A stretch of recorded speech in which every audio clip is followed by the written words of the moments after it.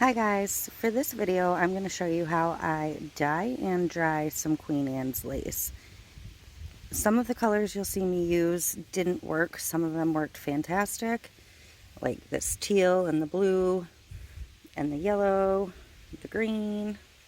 The orange kind of was okay, the red really didn't do anything, the purple turned almost blue, and the pink was just bad all the way around. So this is the end result of some of the dyed ones. Definitely the bigger ones worked better than the smaller ones in most cases. And if you want to see what I did, go ahead and watch. Thanks.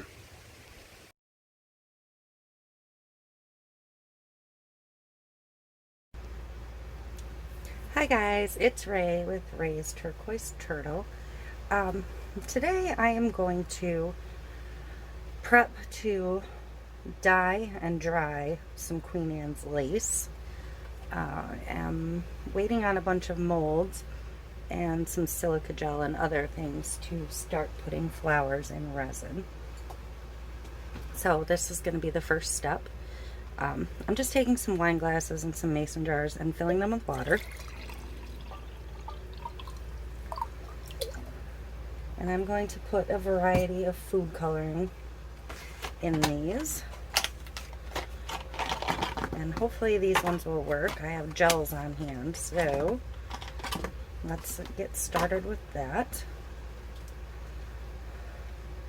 I'm going to do, I'll start with one in front of this, probably a good 30 to 50 drops per color. You want a nice saturated color. I'm not going to sit here and count drops. I'm just going to give it a good squeeze. And I do have a purple, so I'm not going to mix a purple.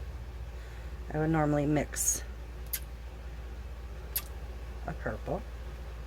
I do recommend if you're going to dye flowers, you use an actual food coloring. You don't use any other kind of dye. It can kill the flowers. So that's my suggestion. I'm going to mix these in a minute. I'm going to do a variety of color.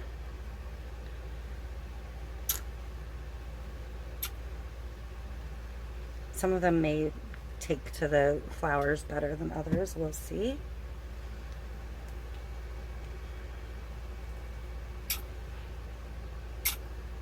I know this part isn't all that interesting. None of this is terribly interesting. If you go to pick Queen Anne's lace, please be careful. Make sure you know how to identify the difference between the Queen Anne's lace and the hemlocks. They do look similar at a glance. I don't obviously have any hemlock in front of me. Hemlock is extremely toxic. The yellow and the orange look pretty similar, but hopefully they'll dye up differently. I'm going to set these aside. I meant to put gloves on and I did not.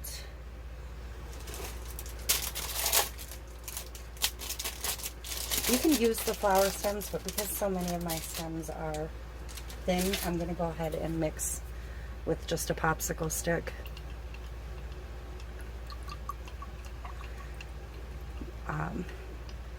I've seen people use purple and it not work at all for whatever reason with the Queen Anne's lace, so we'll see how that goes.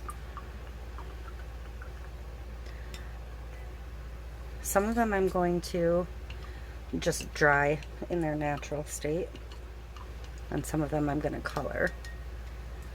Hopefully, if these ones all work out, I can go harvest a bunch more while it's still around.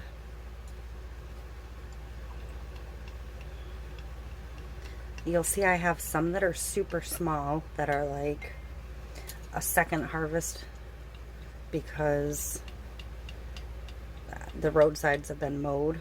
So the small ones are a second crop for the year, basically. Potentially a third.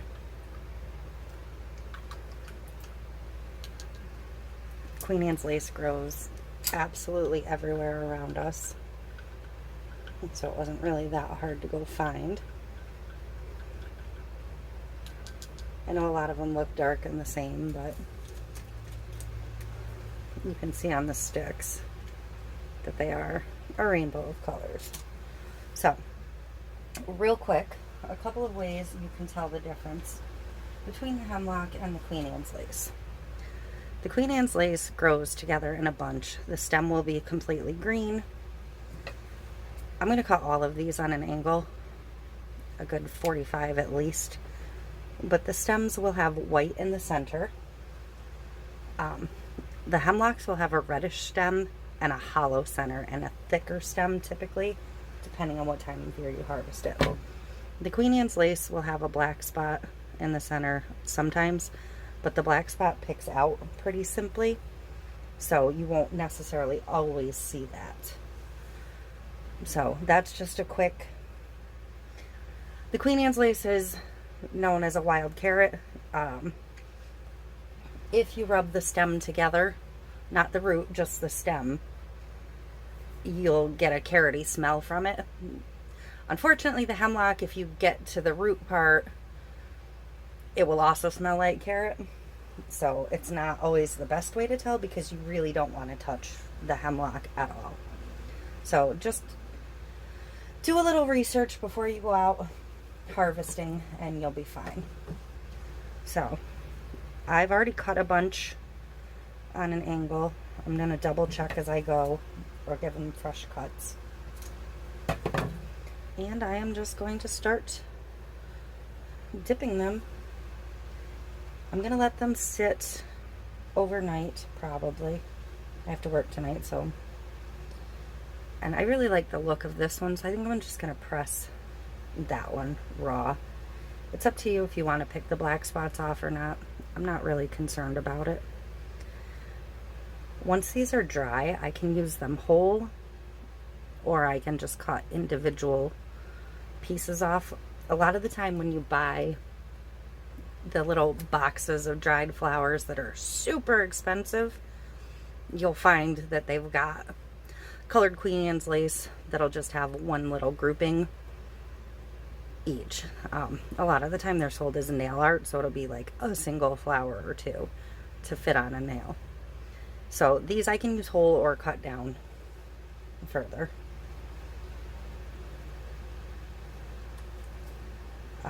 If you're using them in, say, a coaster, like Petri dish style, which I plan to do, you'll want bigger ones. And some of these I might have cut a little short, so they're going to float a little bit, but as I get more in each glass, they'll be fine. I'm going to try and spread them out a little bit. Just trying to get a few in each one. There's plenty more Queen Anne's lace out there, so I can go harvest some more at some point. These are ones that I cut a little bit earlier. These are the ones that are smaller because they're from a second harvest. So they'll give me some smaller flowers to work with. These ones I cut for the most part when I put them in the water to hold on to them. All of the roads right here have already been cut once this year, so I had to go for a little drive to find some longer ones. So I just set them in plain water for the time being.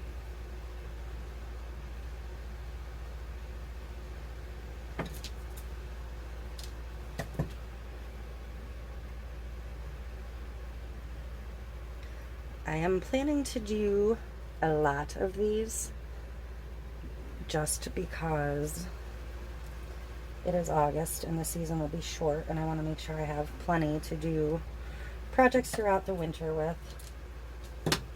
Like I said, it's pretty expensive to buy dried flowers, so if you can preserve your own and have them on hand, you're much better off. And I'm going to leave a couple of these smaller ones to press. So I'm going to set a few aside.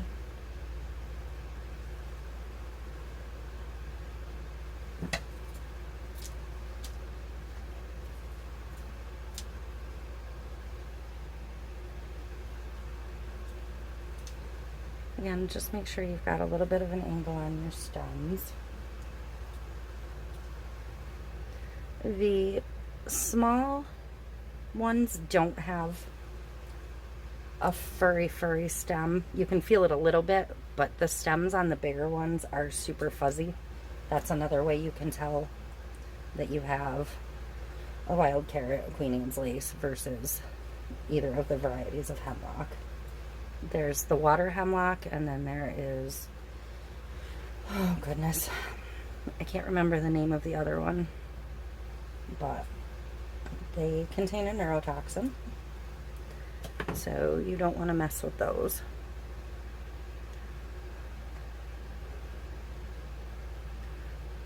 And you can typically tell the difference at a glance, but if you're completely new to it, like I said, go ahead and educate yourself on which is which quick before you go out looking, if you've just never been into flowers at all.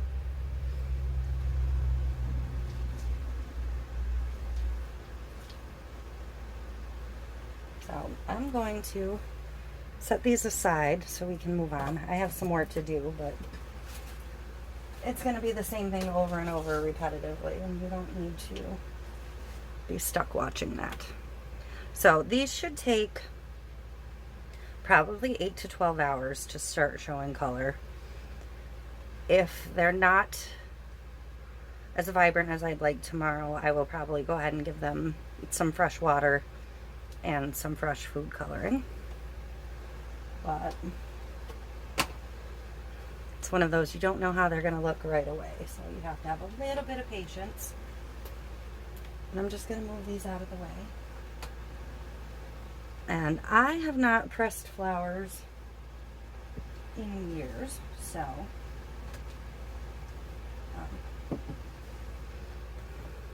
it's been a while, but that's all right. I'm going to grab a paper towel quick and wipe this surface off, because I do want to start with a dry surface for drying flowers. I'm just working on top of a pack of poster boards I bought to use for another project that I haven't started yet. So I'm going to start with just plain old chipboard because I have a ton of it, and just some paper towels. I am going to want to check these every day or so to make sure they're not sticking to the paper towel, to make sure they're not mildewing, but I'm going to cut them super short, and I'm going to lay them out flat. You can dry Queen Anne's lace upside down if you're using it for floral arrangements, but it's going to curl up on itself. Queen Anne's lace naturally makes the opposite shape of an umbrella, so if you want them to dry flat, you really do have to press them. There's a couple ways to press them. You can like flat press them between a heavy object or in a flower press. I also recommend doing this outside because the flowers will have bugs on them, so I'm kind of keeping an eye on bugs. But anyways, back to what I was saying. You can do them in a flower press. You can hang them if you want some shaped. You can also just lay them out on some newspaper and like not over the stem itself if you want it to maintain some shape, but you can put a mason jar or a heavier glass and sort of press them down just to hold them, to keep them from curling. That method will probably dry them faster, and it will leave a little more dimension if you want them to have a little bit of a 3D quality. I'm just going to go ahead and go for a flat press on this batch. So again, cutting them close, but not cutting them so they fall apart. And I am trying to spread them out some. I don't really want the flowers folded down. And again, it's up to you if you want to pick this black spot off the middle. I'm going to go ahead and pick the black spot off of them because I don't think it'll be pretty in resin. I'll look for a couple smaller ones again.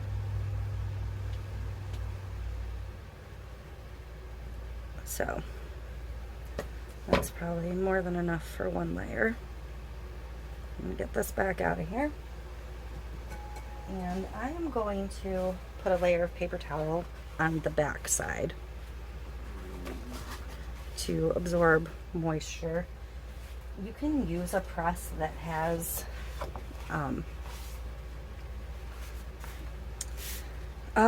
like a polyester batting to absorb the moisture and keep a little bit of air flowing through. You just don't want your flowers to get mildewy at all. So I have more of those to do, but I also have, and I'm hoping these are okay, I put them in a baggie yesterday for some greens. I brought home some pieces of fern from our camp, and they're already starting to dry and press themselves the way I had them, so I definitely need to get these laid out. And I'm going to try and do the back side up, because some of them do have the spores on them, and I'm thinking maybe they'll stick to the paper towels. I probably should have collected more of these, and I just didn't. It was a little rainy and not pleasant when I walked out to grab them. But my thought with these is, on the bigger ones I can use a single leaf. On the smaller ones I can use them whole. So, same thing. I'm just going to lay out a layer. Like these ones that started to rot, I'm just going to remove. These are paper thin, so they're kind of stuck together from being put in my bag overnight. But same deal, I'm just going to give it a layer of paper towel. And I'm going to give it another layer of chipboard. So that's it for my drying basics. I also brought home some of this. I don't know if this is a heather or what exactly it is, but I'm going to go ahead and do some of that too. It's kind of, I'm probably just going to use the purple flowers off of these when they're dry, but I only grabbed a couple of them because I'm not sure how they'll do or what I'm going to do with them. I was hoping to find some like wild daisies or black-eyed Susans, but I think that the season for those might be past. And this layer will probably take a little longer to dry because they are a thicker flower. But that's it for the basics.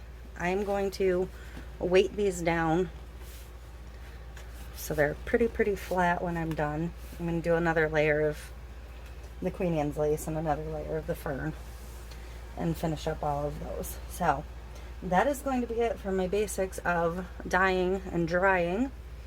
When the colored ones are done, I'm going to do the same process, and then in a couple of weeks or next week, maybe even September, August is pretty busy, I will show you how they came out and using them in molds and coasters and such. I have ideas for the Queen Anne's lace in my head. I just don't have the products ready to go yet, and I'm pretty excited about the ideas I have. So we'll see how that works out. But anyways, that is it for this basics. Thanks for watching, and I will see you next time. Bye.